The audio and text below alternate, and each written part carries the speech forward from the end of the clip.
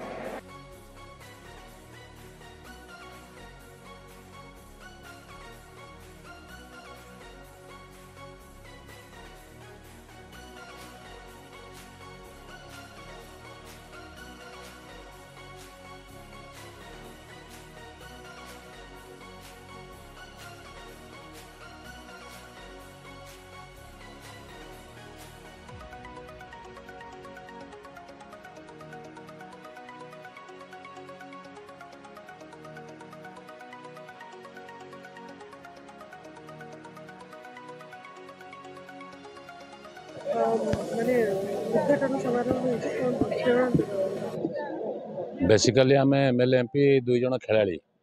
एभली क्रीडार विकास सहित समग्र ओडिशा माननीय मुख्यमंत्री जो नियारा कार्यक्रम वास्तव में समस्त तो प्रशंसा करेंगे।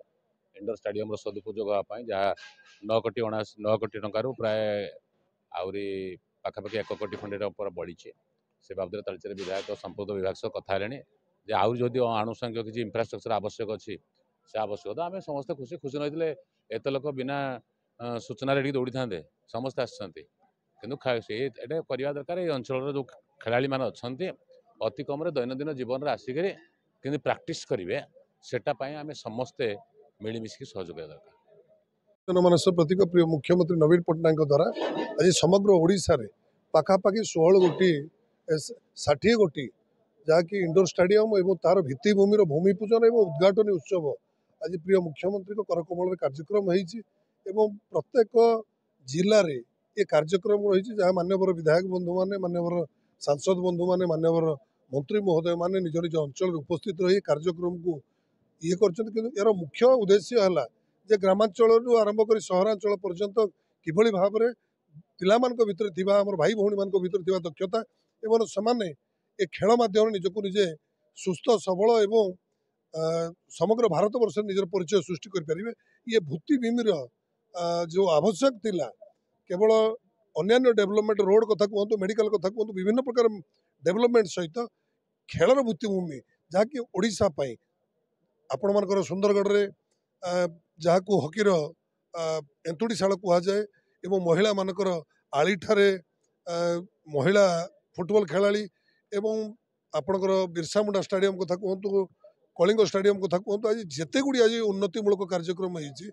केवल संभव हो पारे प्रिय मुख्यमंत्री नवीन पट्टनायक आगामी भविष्य में बहुत प्रकार कार्यक्रम रही प्रिय मुख्यमंत्री किभली भाव में भित्तिभूमि आहरी मजबूत कर तालचेर अंचल को 17 कोटी 66 लक्ष दि जाए जहाँकि